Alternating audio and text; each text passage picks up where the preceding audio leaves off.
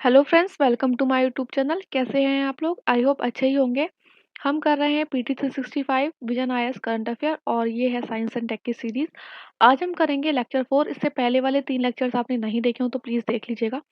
और यहाँ पे हमने छोड़ा था ये यहाँ तक कर चुके थे हम ब्लैक होल तक। और आज ये वाला टॉपिक करेंगे, ठीक है। कल थोड़ा एक्चुअली तबीयत ठीक नहीं थी, तो आइए स्टार्ट करते हैं ये टॉपिक। और हाँ, प्लीज़ आप इस वीडियो को लाइक कर दीजिएगा और शेयर कीजिएगा। हाँ, तो पर फर्स्ट जो है टॉपिक वो है आपका इस सीरीज में डार्क मैटर मैप। अगेन मैं आपको बताना चाहूंगी कि देखिए, लाइन टू लाइन हम कवर करने की कोशिश नहीं करेंगे, वही करेंगे जो एग्जाम के लिए, एग्जाम के पर्पज से इम्पोर्टेंट है, बस, ठीक है। डार्क मैटर में उन्होंने बोला है कि जो माइक्रोवेव डिटेक्टर है उसने मैप किया है डार्क मैटर। किसने? अटाकामा कॉस्मोलॉजी टेलीस्कोप का जो माइक्रोवेव डिटेक्टर है उसने।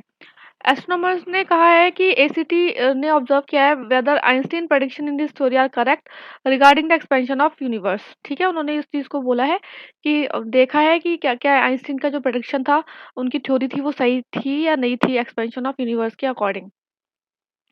ऑब्जर्वेशन वगैरह देखिए इतना कुछ इंपॉर्टेंट है नहीं इसमें। हाँ, इनविजिबल वर्ड देख लीजिए। इनविजिबल वर्ड बोला है, फीचर्स ऑफ इनविजिबल वर्ड।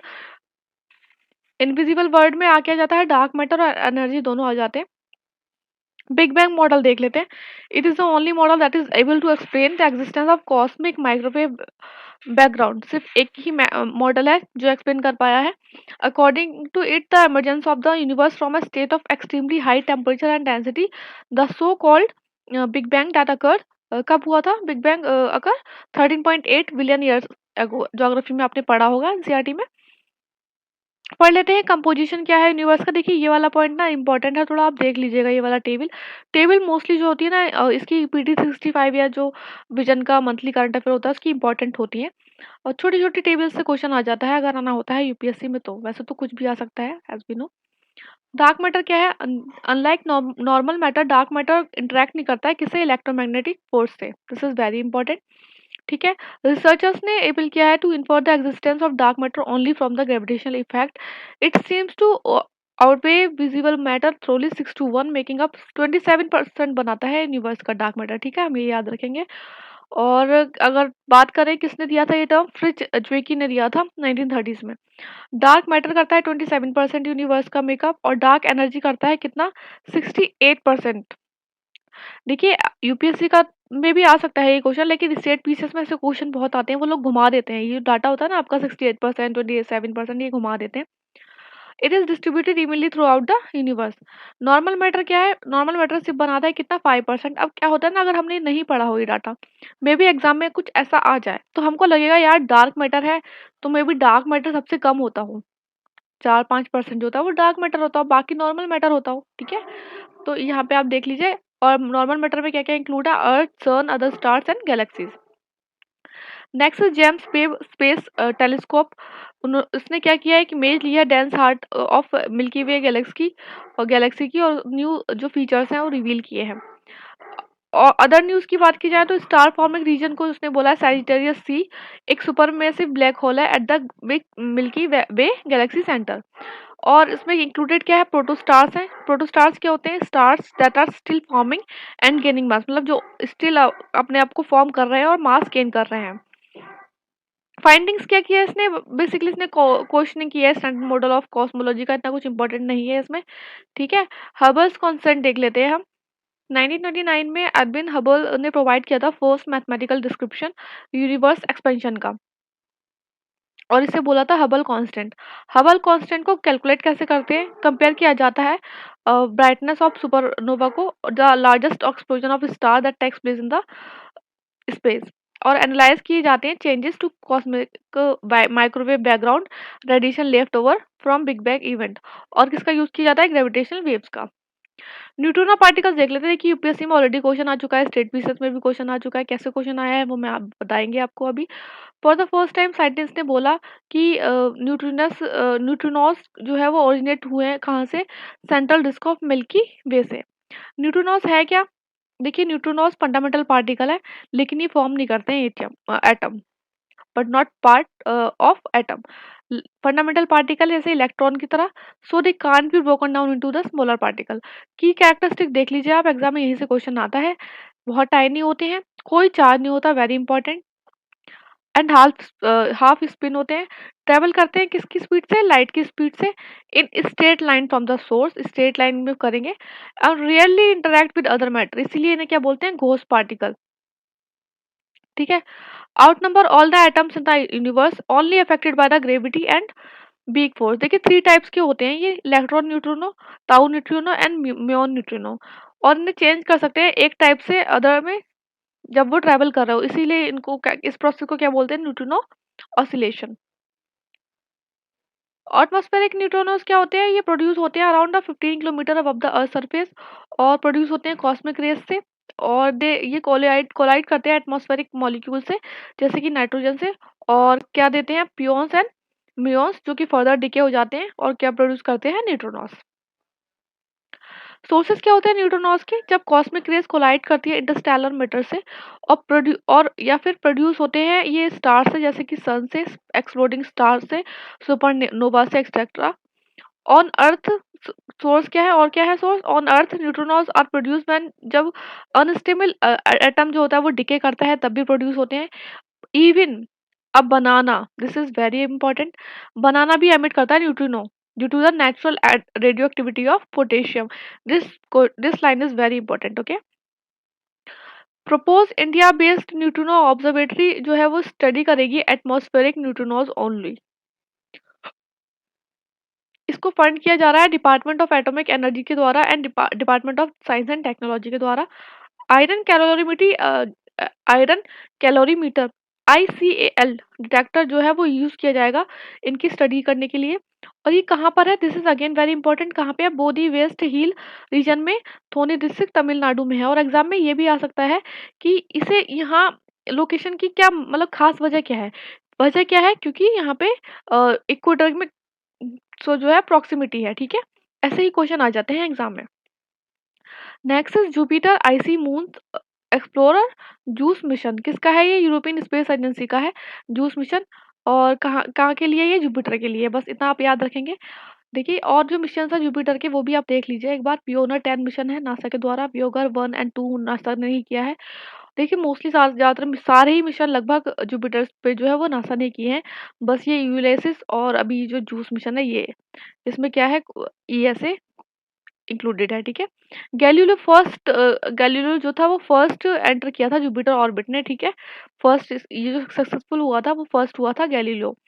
और जूनो मिशन भी आपका जुपिटर के लिए है, एंड यूरोपा क्लिपर जो कि अभी एक्सपेक्टेड है 2024 में नासा का। एग्जाम में ऐसे क्वेश्चन आ जाते हैं, वो जो है आपका प्लैनेट दे देंगे और सामने मिशन दे देंगे, ठीक है। एग्जाम में ऑलरेडी आ चुके हैं, हम 2023 और 2022 का क्वेश्चन पेपर उठा के देखेंगे तो आपको पता चल जाएगा। अबाउट जूस मिशन, ऑब्जेक्टिव क्या है, स्टडी करना Jupiter and it's 3 large ocean bearing moon, कौन से, Ganymede, Callisto and Europa. This is very important, कौन कौन ये एग्जाम में आ जाता है कि कौन सा मून कौन से प्लैनेट का है, ठीक है। और ऑब्जर्व करना मून्स के weather, magnetic field, gravitation pull and other elements को। पेलोड कौन से हैं, GALA, Ganymede, laser, altimeter, MAJIS and UBS. It will use double gravity, इतना कुछ इंपॉर्टेंट नहीं है, हाँ ये फर्स्ट टाइम किया है तो इंपॉर्टेंट है। It will use double gravity assist from earth and moon to propel itself toward the Jupiter. Jupiter के बारे में पढ़ लीजिए आप, देखिए ये फिफ्थ होता है फ्रॉम द सन, सन की दूरी जो दूरी के हिसाब से देखा जाए तो सन से 5वें नंबर पे होता है, और लार्जेस्ट प्लैनेट होता है हमारे सोलर सिस्टम का, और जोवियन प्लैनेट की कैटेगरी में आता है। अदर प्लैनेट्स कौन से होते हैं, जोवियन देखिए 2 टाइप के प्लैनेट होते हैं ना हमारे, टेरेस्ट्रियल एंड जोबियन। तो जोबियन में और कौन से आते हैं, सैटर्न, यूरेनस एंड नेपट्यून, बाकी सारे किस में आ जाते हैं, टेरेस्ट्रियल में। जोबियन प्लैनेट्स का देखे जाए कैरेक्टर्स तो उनमें सॉलिड सरफेस नहीं होता है, इंस्टेड क्या होते हैं ये प्राइमरी किसके बने होते हैं, हाइड्रोजन के एंड हीलियम के। देखिए जो भी मैं आपको बता रही हूँ वो लाइन बहुत इंपॉर्टेंट है, अगर आपका स्टैटिक पोर्शन अच्छे से नहीं भी कवर हो रहा है तो आप यहाँ से कर लीजिए, ठीक है, जो इंपॉर्टेंट पॉइंट्स आपको दिख रहे हैं। और क्या पाया जाता है, मीथेन पाया जाता है, अमोनिया पाई जाती है, water and other gases in the atmosphere. Second highest है नंबर ऑफ मून, देखिए पहले जो है ना सैटर्न, सैटर्न पे है 146 मून अभी तक के डाटा के हिसाब से, और अभी सेकंड नंबर पे आता है जुपिटर। कमेंट सेक्शन में बताइए कि कौन से ऐसे वो जो है प्लैनेट्स है ये क्या है जिसमें मून्स नहीं है, और अर्थ के पास कितने मून्स हैं, ठीक है। हैज़ अ फेंट रिंग सिस्टम भी है। Next is asteroid. नासा का जो मिशन है ओसिरिस रेक्स मिशन, वो सैंपल लेके आया है कार्बन रिच एस्टेरॉइड बेनू से और अर्थ वापस आ गया है, ठीक है। ओसिरिस रेक्स मिशन क्या है, उसका एक्रोनिम क्या है, origin spectral interpretation resource identification and security regolith explorer. Exam में क्वेश्चन आता है जो ओसिरिस रेक्स मिशन है वो किससे रिलेटेड है, ठीक है। आपको एस्टेरॉइड पूछ लेगा, कॉमेट पूछ लेगा, प्लैनेट पूछ लेगा, या तो एस्टेरॉइड का नेम दे देगा, ठीक है। मिशन का क्या गोल क्या था, बेनू एक स्मॉल नियर अर्थ कार्बन रिच एस्टेरॉइड है, ये पता लगाना था। और एस्टेरॉइड में देख लीजिए आपको ना आप ज्योग्राफी से देख लीजिएगा, एनसीईआरटी में फर्स्ट चैप्टर है 11th की, तो उसमें अच्छे से पता है आपको कॉमेट क्या होता है, मेट्रॉइड क्या होता है, एस्टेरॉइड, मेट्रॉइड एंड मेट्योर्स, ठीक है। Next is classes of asteroid. एक तो मेन एस्टेरॉइड बेल्ट होती है जो कि कहाँ पे होती है, दिस इज वेरी इंपॉर्टेंट। कहाँ पे होती है asteroid belt, Mars and Jupiter के बीच में, ठीक है। ट्रोजन्स क्या होते हैं, जो शेयर करते हैं orbit with a larger planet, और ये रेमिनेंट होते हैं अर्ली सोलर सिस्टम के, ठीक है। नासा का जो लूसी मिशन था, again very important, first spacecraft launch किया गया है to explore the Trojan asteroid, ठीक है। कौन सा asteroid, Trojan. Near earth asteroid कौन से कहलाते हैं, जो कि पास करते हैं क्लोज टू द अर्थ, इन्हें क्या करते हैं, अर्थ क्रॉसर कहते हैं, ठीक है।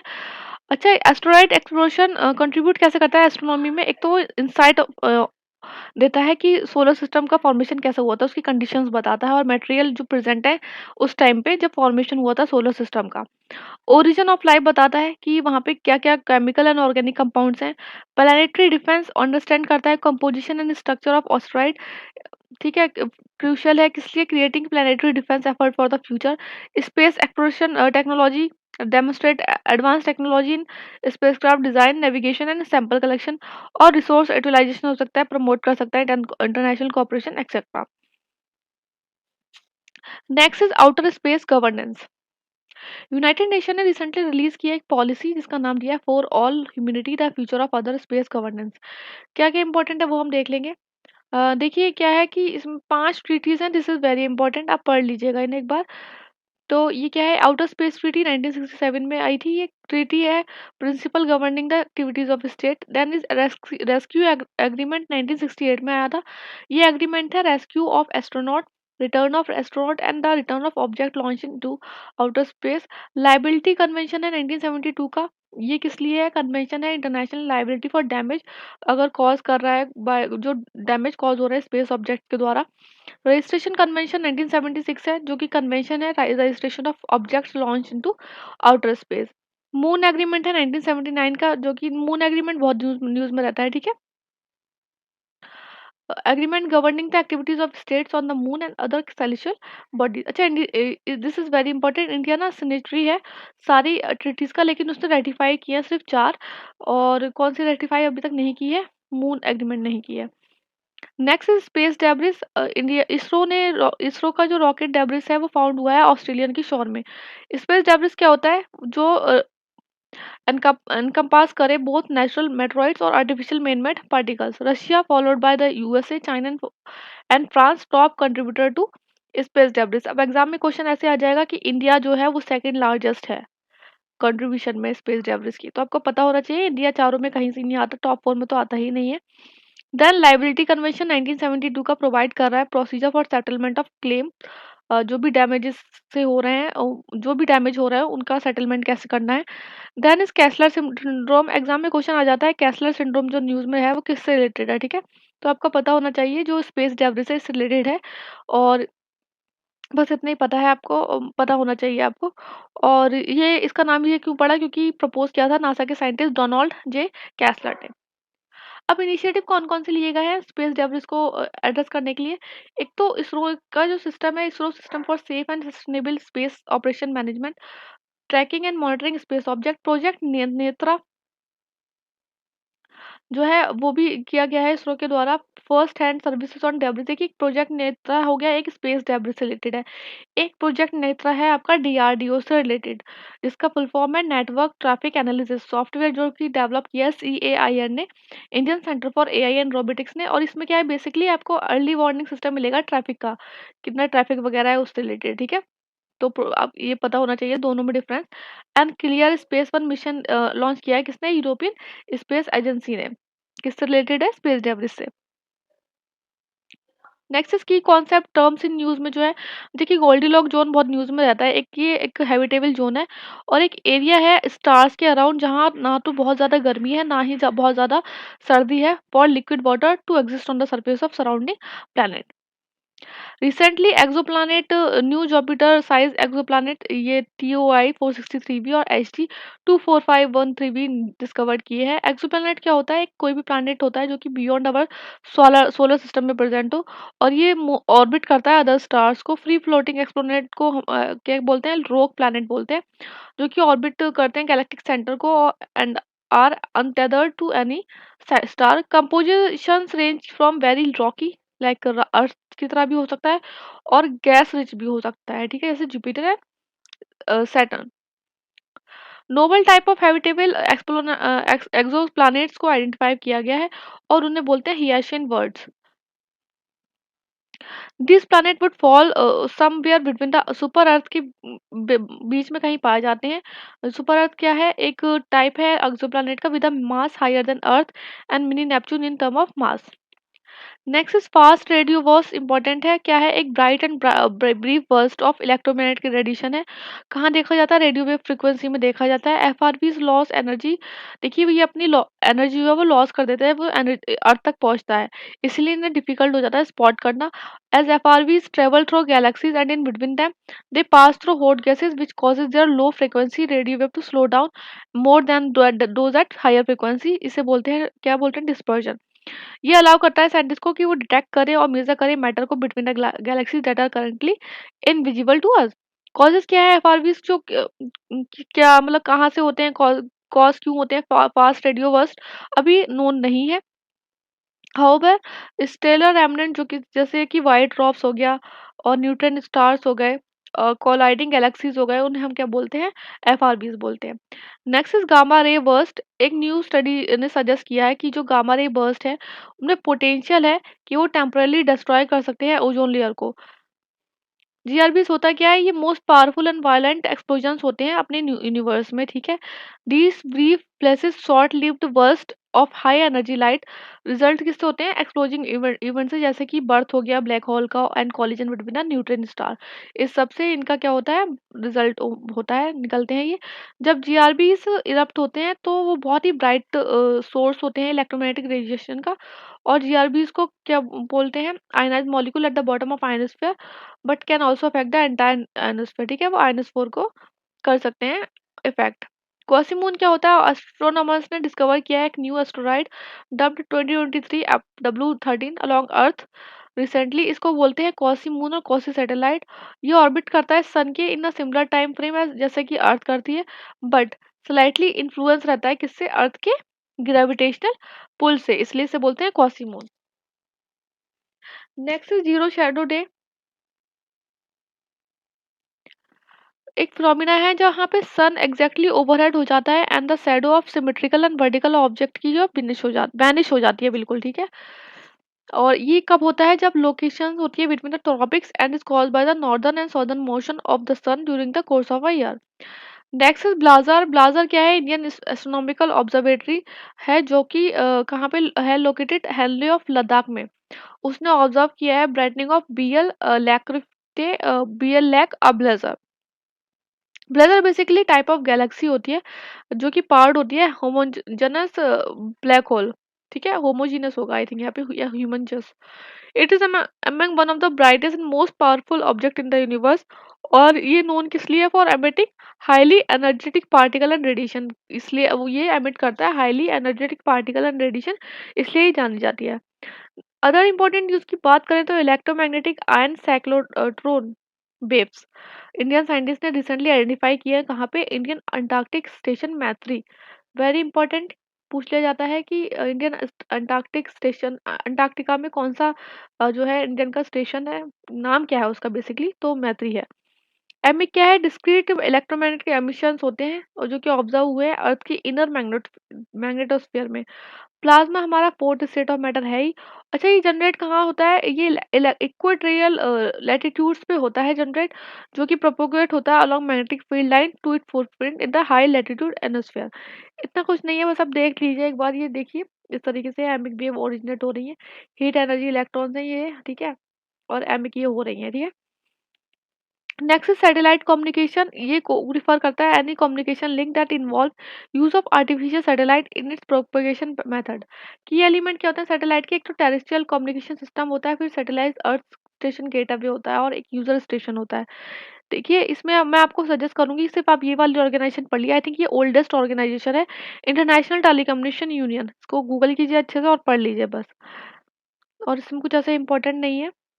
हाँ, ये वाला देखेंगे हम, नाभमित्रा क्या है।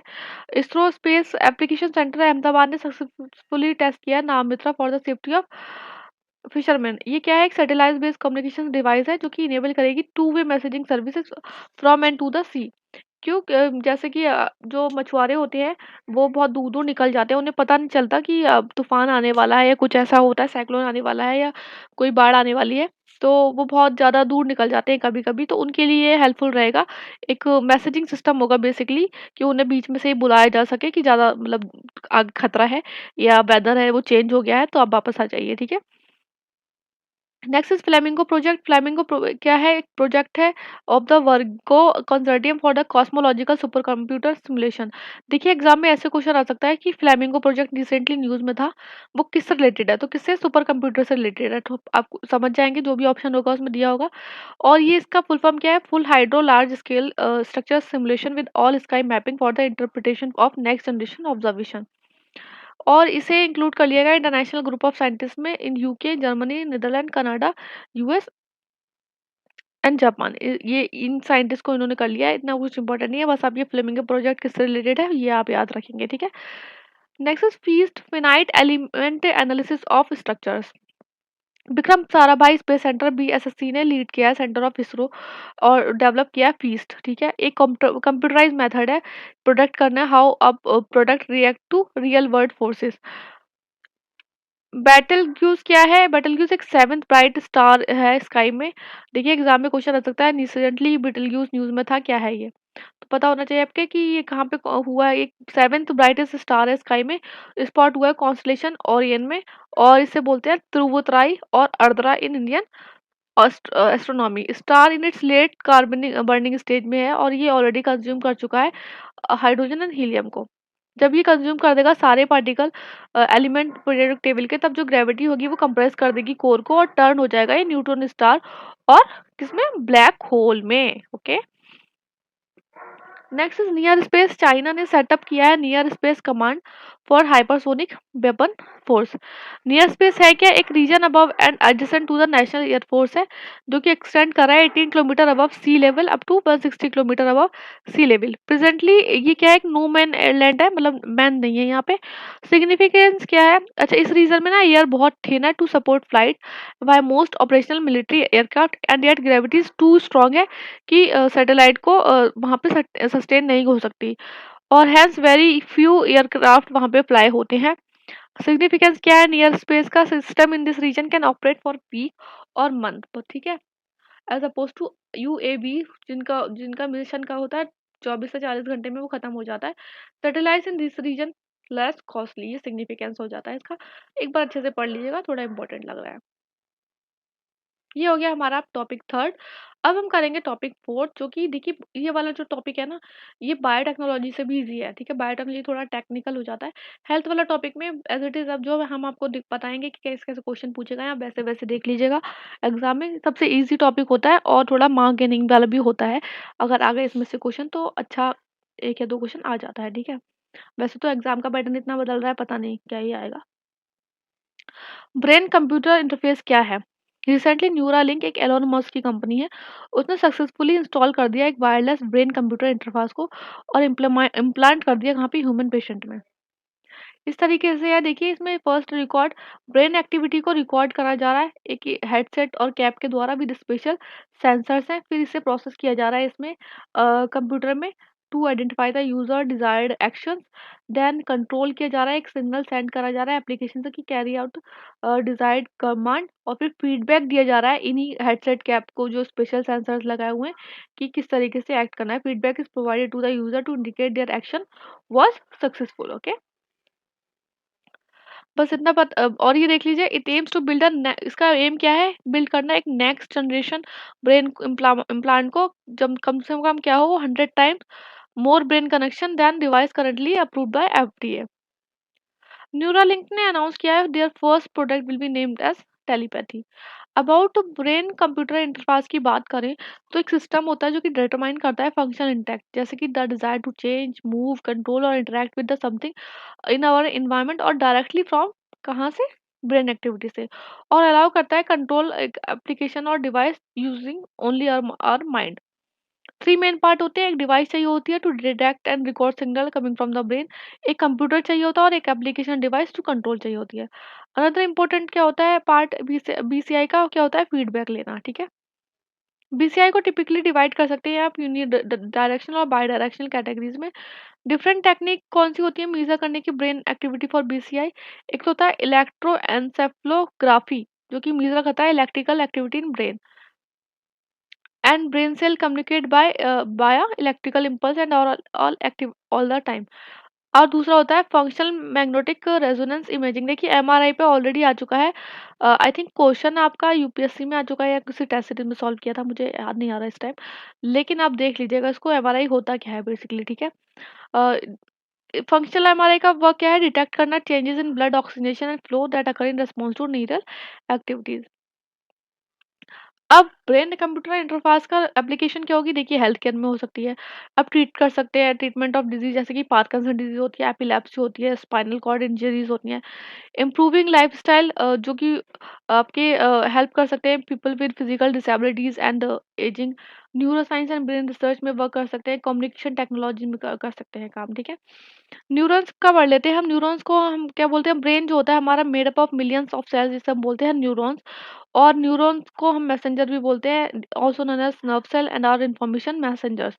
यूज करते हैं इलेक्ट्रिकल और केमिकल सिग्नल इंफॉर्मेशन को भेजने के लिए।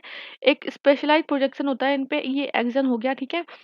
और three major kind of neurons हैं। Sensory neurons carry information from sense organ to brain, and motor neuron to current control voluntary muscle activity. Voluntary and involuntary activities में क्या फर्क होता है, आप मुझे कमेंट सेक्शन में बताइए, ठीक है। ठीक है, वॉलेंट्री इनवॉलेंट्री जो है एक्शंस में क्या फर्क होता है, और वॉलेंट्री एंड इनवॉलेंट्री मसल्स की डिफरेंस, दोनों आप मुझे बताइए कमेंट सेक्शन में। आप गूगल कीजिए, अच्छे से पढ़िए, दो दो चार चार पॉइंट दीजिए इसमें, ठीक है, इंपॉर्टेंट है। इंटर न्यूरॉन्स न्यूरल इंटरमीडिएट्स जो कि फाउंड होते हैं ब्रेन में और स्पाइनल कॉर्ड में। Brain electrical oscillation signature profiling क्या है, इसे ब्रेन फिंगरप्रिंटिंग भी बोलते हैं, ब्रेन मैपिंग भी बोलते हैं, और P300 टेस्ट भी बोलते हैं। एक न्यूरो साइकोलॉजिकल मेथड होता है इंटरोगेशन का। अच्छा, इसमें BEOSP में और पॉलीग्राफ टेस्ट में डिफरेंट क्या होता है ना, ये बस आप देख लीजिएगा अच्छे से। और BEOSP को डिजाइन किया गया है कि वो इंफॉर्मेशन निकाले जो कि हिडन है पर्सन के ब्रेन में, by sensing brain wave response respected to word, ठीक है। जो कि इंफॉर्मेशन पर्सन के ब्रेन में हिडन है, और carry out via process known as electroencephalogram. Polygraph test में क्या होता है, ये अ, जैसे पॉलीग्राफ टेस्ट में आपके क्वेश्चन एंड आंसर्स होते हैं ना इन्वॉल्व, BOSP में इन्वॉल्व नहीं करेगा question answer session with accused. Polygraph test में एक्यूज पर्सन को psychological indicator are taken into account. Next is organ on chips. Organ chips क्या होते हैं, ये सिस्टम्स होते हैं जो कि जिसके कंटेनिंग होते हैं इंजीनियर और नेचुरल मिनिएचर टिश्यू, जिन्हें ग्रो करते हैं इनसाइड माइक्रोफ्लूइडिक चिप। और ये रिकैप्टुलेट कर सकते हैं कॉम्प्लेक्स स्ट्रक्चर, मतलब बिल्कुल उसी की तरह फंक्शन कर सकते हैं लिविंग ह्यूमन ऑर्गन्स की तरह। चिप्स को डिजाइन किया जाता है कंट्रोल सेल माइक्रो इन्वायरमेंट में, और मेंटेन किया जाता है टिश्यू स्पेसिफिक फंक्शन। चिप्स को लाइन किया जाता है लिविंग ह्यूमन सेल्स के द्वारा, और फिर उनको क्या इस तरीके से ग्रो किया जाता है बेसिकली इन वेट्रो टेक्नोलॉजी, मतलब आपके लैब में, कि आप वो बायोलॉजिकल सेल्स को वो कर सके आउटसाइड द बॉडी, ग्रो कर सके और उनकी जो है स्टडी कर सके। Next is anti microbial resistance, AMR, जो कि है बहुत ज़्यादा न्यूज़ में और हमेशा ही रहता है न्यूज़ में, तो आप इसे अच्छे से पढ़ लीजिए। देखिए ऑलरेडी क्वेश्चन आ चुका है यूपीएससी में, ठीक है, मैंने यहाँ पे दिया हुआ है, आप पढ़ लीजिएगा। AMR होता क्या है? बेसिकली AMR होता है कि जब bacteria, virus, fungi, parasite evolve हो जाते हैं और किसी भी मेडिसिन से उस पर रिस्पॉन्ड नहीं करते, इसलिए बोलते हैं कि अपने आप कोई भी दवा नहीं खानी चाहिए और बहुत ज़्यादा एंटीबायोटिक्स भी नहीं खाने चाहिए, ठीक है। डॉक्टर का पहले आप सजेशन लीजिए, डॉक्टर को दिखाइए, तब अपने अपने आप ही डॉक्टर नहीं बनना चाहिए। अच्छा, एंटी माइक्रोबियल्स क्या होते हैं? मेडिसिन जो कि प्रिवेंट के यूज़ की जाती हैं to prevent and treat infections caused by the micro organism. और एंटी माइक्रोबियल इंक्लूड क्या है? एक एंटीबायोटिक्स है, एंटीवायरल है, एंटी फंगल है और एंटी पैरासाइटिक है। स्टेप्स लिए गए हैं कुछ AMR से रिलेटेड, देख लीजिएगा आप अच्छे से। देख तो global action plan on anti microbial resistance bye WHO, aware. Exam में क्वेश्चन आ जाता है कि अवेयर न्यूज़ में है, किससे रिलेटेड है? Access watch reserve and tool by the WHO, GLASS by WHO, secure first dedicated mechanism to expand access in low and low middle income countries to essential antibiotics, जो कि beyond goes beyond access to single product. और one health joint plan of action है 2022 से 2026 तक, किसने किस द्वारा? FAO, food agriculture organization, united nation environment programme, UNEP, world organization for animal health. देखिए world organization for animal health हम इसी टॉपिक में दूसरी तीसरी बार पढ़ रहे हैं। मैं आपको सजेस्ट करूंगी आप करें गूगल और कमेंट सेक्शन में बताइए है क्या, कब फाउंड हुई थी, क्या फंक्शन है इसका, ठीक है। और WHO। इंडिया ने कौन कौन से लिए हैं स्टेप? एक तो दिल्ली डिक्लेरेशन, वर्ड डिक्लेरेशन तो खैर काफी होते रहते हैं। रेड लाइन कैंपेन लिया है एंटीबायोटिक से रिलेटेड, ठीक है। ड्राइवर्स कौन से हैं AMR के? देखिए आप मिसयूज कर रहे हैं, ओवर यूज कर रहे हैं एंटी माइक्रोबियल्स का। आपके पास नॉलेज और अवेयरनेस नहीं है कि कब कौन सी मेडिसिन लेनी है। पूरा एक्सेस है quality affordable medicine and diagnostic की। टेकिंग इनकरेक्ट डोज, आप इनकरेक्ट डोज ले रहे हैं एंटीबायोटिक का to cure disease. Lack of access to clean water, sanitation and hygiene. Using antibiotic in livestock farming. Triple planetary crisis भी एक reason है इसका AMR का, that is climate change, pollution and biodiversity loss. Biofilm भी इन्होंने डाला हुआ है अपने उसमें करंट अफेयर में, देखिए टेबल में। और ये क्वेश्चन आ गया है आपको 2022 में ऑलरेडी, तो आप इसके बारे में पढ़ लीजिएगा और ये क्वेश्चन मैच कर लीजिएगा। इसके तीनों ही ऑप्शन जो थे वो करेक्ट थे, ठीक है। Next is non communicable disease. Ministry of health and family welfare ने रिलीज किया है एक स्ट्रेटेजी, तो ऐसे करते रहते हैं स्ट्रेटेजी, बस आप ये पढ़ेंगे डिफरेंस क्या है। Communicable and non communicable disease में डिफरेंस क्या है, इनिशिएटिव कौन से लिए गए हैं, ठीक है, वो हम पढ़ लेते हैं।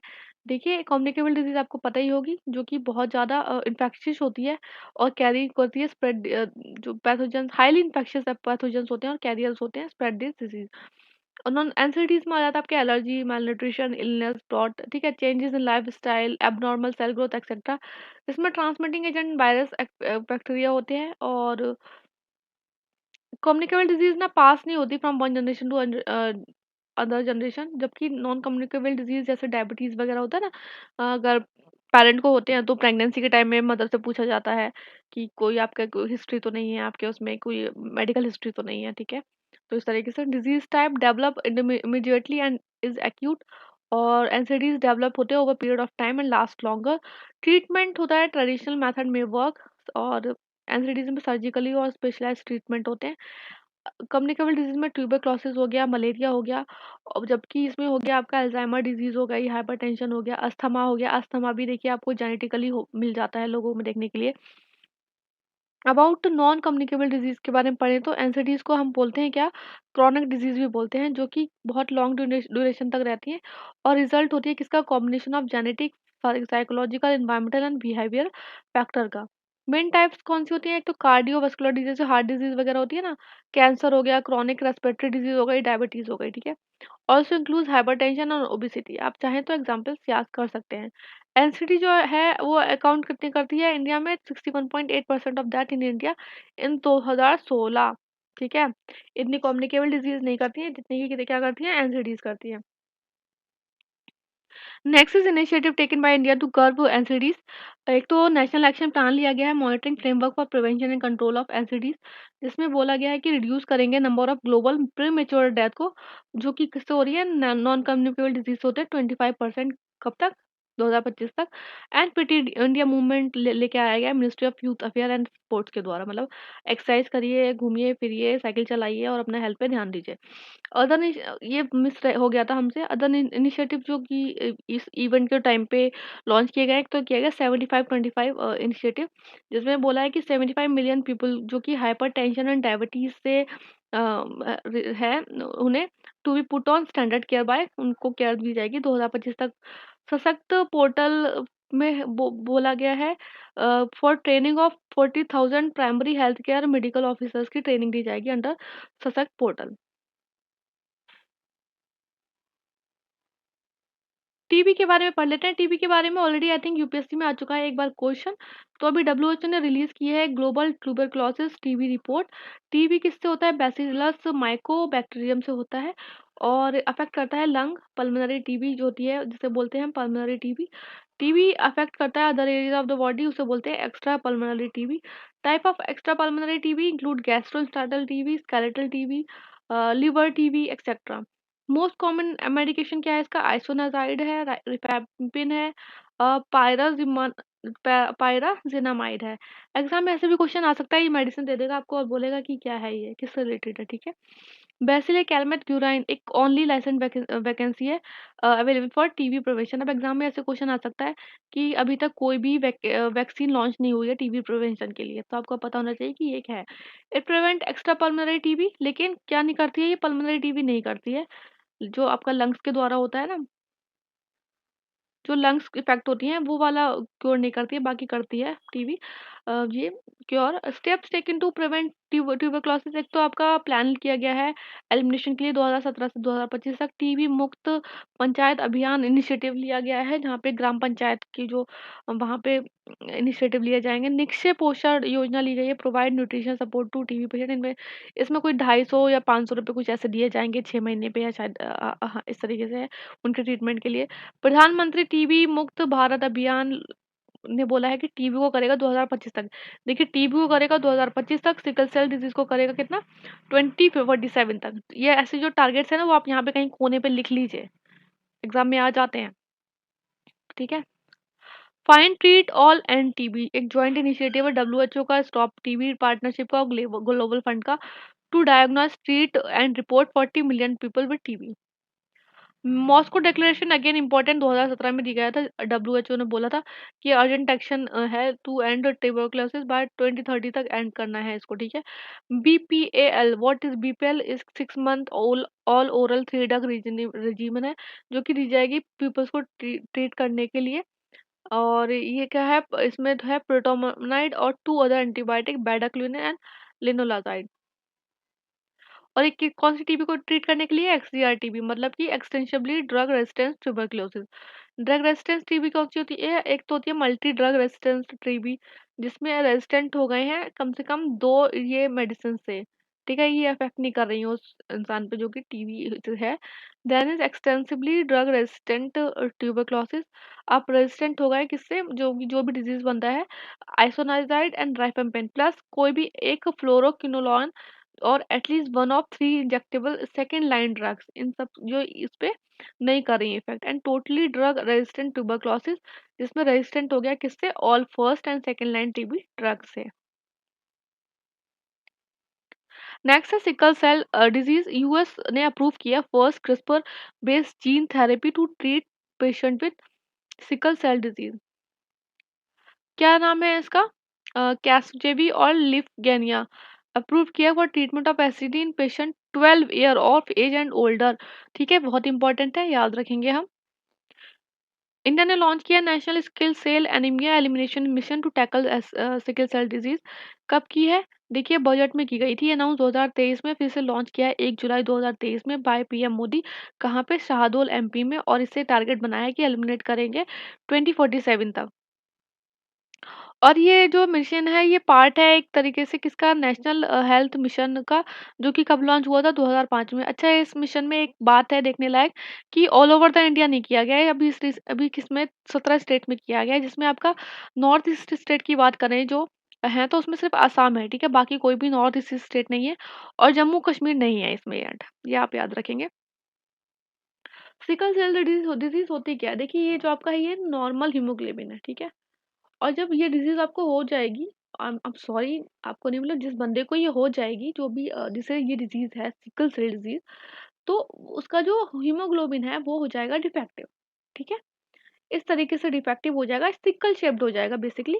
और ये क्या है, एक हीमोग्लोबिन डिसऑर्डर है, इनहेरिटेड ब्लड डिजीज, जो कि अफेक्ट कर रहा है how oxygen is carried in body. अब हीमोग्लोबिन हमारी बॉडी में क्या करता है, ऑक्सीजन कैरी करता है, ठीक है, तो जब हमारा जो हीमोग्लोबिन है, जो जिस बंदे को ये डिजीज हुई है उसका हीमोग्लोबिन ही अफेक्टेड हो जाएगा, तो जो आपका ऑक्सीजन कैरिंग कैपेसिटी है वो भी उसकी कहीं ना कहीं अफेक्टेड हो जाएगी। It is characterised by modification the shape of the red blood cell, एक स्मूथ डफनेट शेप से क्या हो जाएगा, क्रीसेंट और हाफ मून शेप हो जाएगा।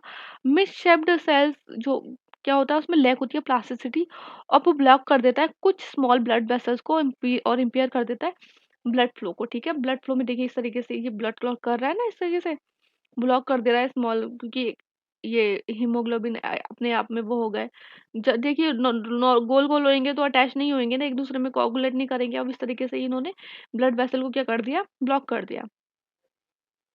ये क्या कर सकता है, स्ट्रोक आ सकता है, आई प्रॉब्लम कर सकता है, क्रिएट इन्फेक्शन कर सकता है, and episodes of pain called pain crisis. Symptoms के अंदर जॉन्डिस हो सकता है, लिवर की प्रॉब्लम हो सकती है, स्प्लीन एनलार्जमेंट हो सकता है। अच्छा, जो सिकल सेल एनीमिया जो डिजीज है ये मोस्ट कॉमनली कहाँ देखने को मिली है, ट्राइबल पॉपुलेशन में देखने को मिलती है इंडिया में, और ट्राइबल एरियाज होते हैं वो एंडेमिक होते हैं मलेरिया से फॉर मैनी ईयर्स।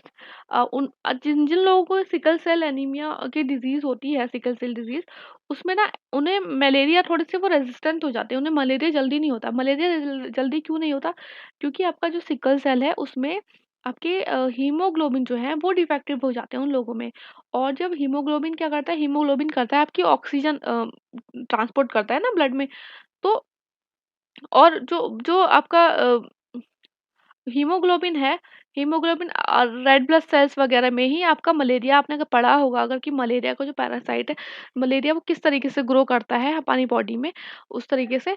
तो वो कहीं न कहीं जब आरबीसीज़ ही हो रही हैं, सिकल शेप्ड, और क्या नाम है, वो थोड़ा-सा अफ़ेक्ट हो रही हैं, ऑक्सीजन कैरी नहीं कर पा रही हैं, तो जो मलेरिया जो पैरासाइट होगा वो भी ग्रो नहीं कर पाएगा, और this led to their high susceptibility to the sickle cell disease. Stem cells और bone marrow transplant only plants जो है, bone marrow transplant only cure है डिजीज की, ठीक है।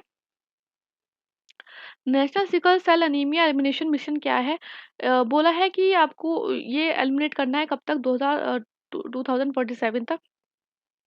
बेनिफिशियरीज कौन होंगे, कवर करेगा एंटायर पॉपुलेशन 0 से 18 साल तक, and shall incrementally include entire population up to 40 years age a part of national health mission. Haemoglobin के बारे में पढ़ लेते हैं। देखिए एक न्यू स्टडी ने बताया है कि जो कॉन्ड्रोसाइट्स है ना वो हीमोग्लोबिन बनाते हैं एंड फॉर्म करते हैं हीमोग्लोबिन बॉडी हेडी। प्रीवियसली बोला जाता था कि सिर्फ आरबीसीज ही करते हैं, तो नहीं, अब यही पता चला है कि कॉन्ड्रोसाइट्स भी हीमोग्लोबिन बनाते हैं। कॉन्ड्रोसाइट्स क्या होते हैं, सेल्स होते हैं जो कि मेक करते हैं कार्टिलेजेस, ठीक है।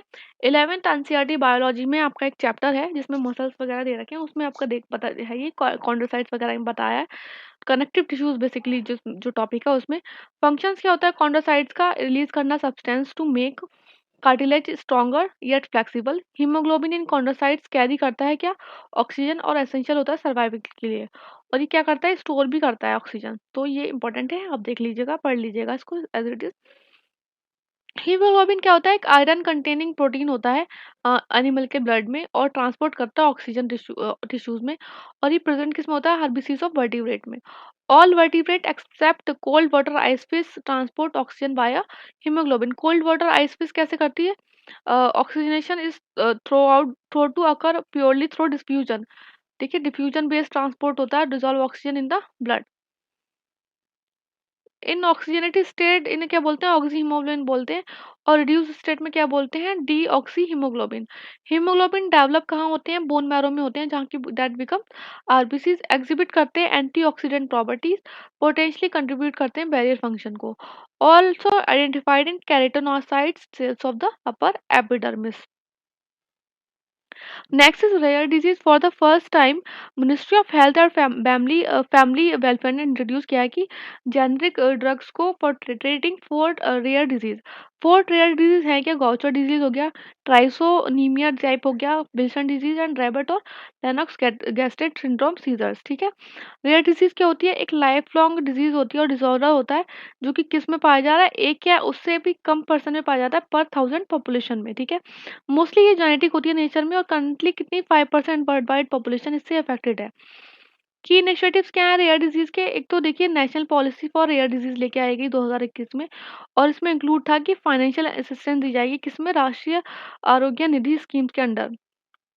राष्ट्रीय आरोग्य निधि में क्या बोला है कि जो सफर कर रहे हैं रेयर डिजीज से, लिस्टेड अंडर द ग्रुप 1। ठीक है। ग्रुप 1 कौन से, disorders amenable to one time curative treatment will have the financial support, कितना 20 लाख का मिलेगा।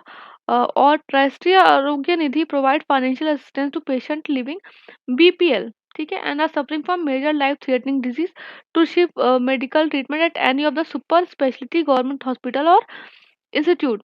Beneficiaries of such financial assistance would not be limited to the BPL family but extended to about 40% of population who are eligible as per norm of Pradhan Mantri Jan Arogya Yojana for the treatment in government tertiary hospitals only। ये इसका financial support बताया है। Exemption क्या है, basic custom duties है to rare disease drugs for personal use. PLI scheme for pharma में cover किया गया ऑर्फन ड्रग्स को, जो कि ऑर्फन ड्रग्स, देखिए इसको रेयर डिजीज को ना ऑर्फन डिजीज भी बोलते हैं, मतलब उसको कोई देखना ही नहीं जा रहा, कोई ट्रीट ही नहीं कर रहा, तो उससे एक तरह बोल दिया कि भैया अनाथ अनाथ डिजीज है ये है। और ऑर्फन ड्रग्स को भी इस तरीके से बोलते हैं, जो कि क्या करते हैं, ट्रीट करते हैं drugs of rare disease. Fix dose combination drugs, CDSCO ने जो है कंडीशन दे दी है कि वो 5 फिक्स डोज कॉम्बिनेशन को सेल कर सकते हैं, जो कि पहले बैन हो गई थी। इस तरीके से मतलब अलग अलग कंपोजिशन की 2-3 मेडिसिन को मिला के एक जो है मेडिसिन बनाई जाएगी। इसके बारे में बताएं तो ये कंटेन करता है वन और more active pharma ingredient use for particular indication. और इसका वैलिड क्या होता है कि वो इंक्रीज कर देता है एफिकेसी, रिड्यूस कर देता है कॉस्ट, और सिंपल लॉजिस्टिक होता है डिस्ट्रीब्यूशन का। डीमेरिट्स भी होती हैं, फार्मा कोडिनामिक्स ड्रग्स पार मिसमैच अगर हो गया, मतलब जो ड्रग्स का जो ऐसे मान लीजिए 600 से 700 mg हो गया, ठीक है, 300 से 500 mg या 100 mg हो गया, तो उसकी कुछ ना कुछ क्या है वो रिड्यूस कर देगी, एफिकेसी रिड्यूस करेगी और इन्हेंस कर देगी टॉक्सिसिटी, डिक्रीज कर देगी सेल लाइफ, और क्या कर सकती है वो एएमआर को भी इंट्रोड्यूस कर सकती है बॉडी में। Drugs price control in India की बात करें तो ministry of health and family welfare ने ड्रॉ किया है national list of essential medicine 2022 for price control. और यह एसेंशियल मेडिसिन ऑटोमेटिकली कम किस में आती हैं, ड्रग्स प्राइस कंट्रोल ऑर्डर 2013 में। एनपीपीए क्या है, ठीक है, NPPA national pharma pricing authority है, एक इंडिपेंडेंट बॉडी किसके under, ministry of chemical and fertilizers की, जो कि एनफोर्स करती है price control of this drugs. Next is generic drug. देखिए ministry of health and family welfare ने एक अलर्ट इशू किया है कि सारे ही गवर्नमेंट डॉक्टर जो है वो प्रेस्क्राइब करेंगे सिर्फ और सिर्फ क्या, जेनरिक मेडिसिन। जेनरिक ड्रग्स क्या होते हैं, जेनरिक ड्रग एक मेडिकेशन होता है जो कि सेम किया जाता है, create as an already marketed brand name drug. It has similar dosage form safety strength route of administration quality and performance characteristic. और इसमें क्या होता है ना कि आप तभी बना सकते हैं इसको, इट कैन बी मार्केटेड तभी जब ब्रांडेड ड्रग का पेटेंट कितना हो गया, एक्सपायर हो गया है, that is 20 years from the date of filing the application, उसके बाद ही बना सकते हैं। But compulsory licensing under the Indian patent act 1970 allow करता है, मतलब कुछ एक्सेप्शन भी हैं। ये वाला जो एक्ट है वो अलाउ करता है कि without consent during any urgency, कोई इमरजेंसी आ जाती है तो जरूरी नहीं है कि आप कंसेंट लेंगे। फिर आ गई टेबल, टेबल में आपको सजेस्ट करूंगी आप अच्छे से पढ़ लीजिए difference between the branded drug and generic drug. Regulation क्या है? जेनेरिक मेडिसिन इन इंडिया में Indian medical council professional conduct etiquette and ethics regulation 2022, उसमें बोला है कि प्रिस्क्राइब करना चाहिए फिजिशियन को कि जो है generic name legibly. National medical commission act ने भी यही बोला है। ड्रग्स एंड कॉस्मेटिक रूल्स ने भी यही बोला है कि मैंडेटरी कर दिया है to grant licence for a drug formulation containing single active ingredient in proper name only.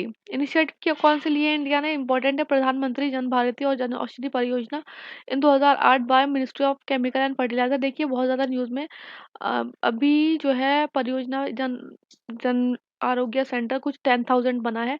तो ये कहाँ पे 10,000 वाला सेंटर कहाँ पे बना है आप मुझे बताइए। और अभी उसका टारगेट भी इंक्रीज कर दिया गया, 25,000 कर दिया गया। 25,000 कब तक किया गया वो याद नहीं आ रहा। बस 10,000 वह कहाँ पे बना है वो आप मुझे बताइए कमेंट सेक्शन में। पीएलआई स्कीम्स जो है वो इंट्रोड्यूस की गई है, किसको दी गई है? Ministry of chemicals and fertilisers को। बायोसिमिलर पे ऑलरेडी आ चुका है आपका यूपीएससी में क्वेश्चन। बायोसिमिलर क्या होते हैं? एक मेडिसिन होती है जो कि बहुत ही क्लोज और in structure and function to biological medicine, और प्रोसेस क्या होता है? हाईली स्पेशलाइज होता है। इंटरनेशनल क्लासिफिकेशन ऑफ डिजीज ने इंट्रोड्यूस किया है मॉड्यूल 2। क्या इंपॉर्टेंट है वो बेसिकली हम पढ़ लेते हैं। मॉड्यूल 2 ने बोला है कि मॉड्यूल 2 में बेसिकली उन्होंने कर दिया है डेडिकेट टू आयुर्वेदा सिद्धा एंड यूनानी डाटा एंड टर्मिनोलॉजी को।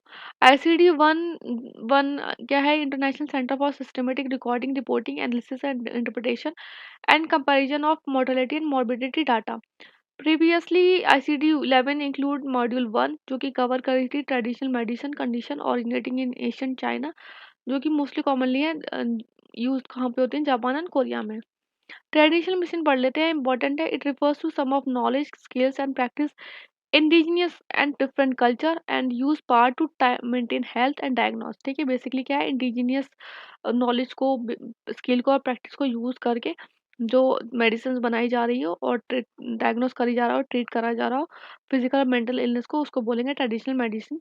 और दिस इज वेरी इंपॉर्टेंट। एक था हमारा नमस्ते पोर्टल। ठीक है, नमस्ते पोर्टल किससे था? मिनिस्ट्री ऑफ सोशल जस्टिस, जो सीवेज वर्कर वगैरह होते हैं ना जो काम करते हैं, उनके लिए था नमस्ते पोर्टल। ठीक है, और अभी हो गया नमस्ते पोर्टल। नमस्ते। ठीक है, अब एग्जाम में आ जाएगा कि नमस्ते पोर्टल किससे रिलेटेड है और नमस्ते पोर्टल। नमस्ते पोर्टल है मिनिस्ट्री ऑफ आयुष से related, national AYUSH morbidity and standardise technology electronics portal से। गुजरात डिक्लेरेशन इंपॉर्टेंट है। इसमें क्या हुआ आपका? फर्स्ट जो WHO traditional medicine global global summit कहाँ पे हुआ है? अभी गुजरात में हुआ है। Next is food fortification. Food safety and standard authority of India ने ऑपरेशनलाइज किया provision of draft food safety and standard amendment regulation 2011। Notified किया है इसे under food safety and standard act 2006। अच्छा, माइक्रोन्यूट्रिएंट मैं आपसे पहले भी बोल चुकी हूँ PT 365 के ही पहले वीडियोस में कि माइक्रोन्यूट्रिएंट कौन से होते हैं, मैक्रोन्यूट्रिएंट्स कौन से होते हैं, वो आप मुझे बताइए कमेंट बॉक्स में। बहुत इंपॉर्टेंट क्वेश्चन है। ठीक है, देखिए माइक्रोन्यूट्रिएंट में दिया हुआ इन्होंने आयरन है, vitamin B9, folic acid, vitamin B12, cyanocobalamin. देखिए एग्जाम में क्वेश्चन आ जाता है कि कौन सा विटामिन है जो कि जिसमें कि कोबाल्ट प्रेजेंट होता है। तो ये कौन सा हो गया आपका? Vitamin B12। ठीक है, फोर्टिफिकेशन बेसिकली क्या होता है कि आप इस तरीके से न्यूट्रिएंट माइक्रोन्यूट्रिएंट जो वो है वो कर रहे हैं फूड में, सप्लीमेंट कर रहे हैं, इस तरीके से इंक्रीज कर रहे हैं उसका कंटेंट, कि उसका जो विटामिन या जो न्यूट्रिशन कंटेंट है वो इंक्रीज हो जा रहा है।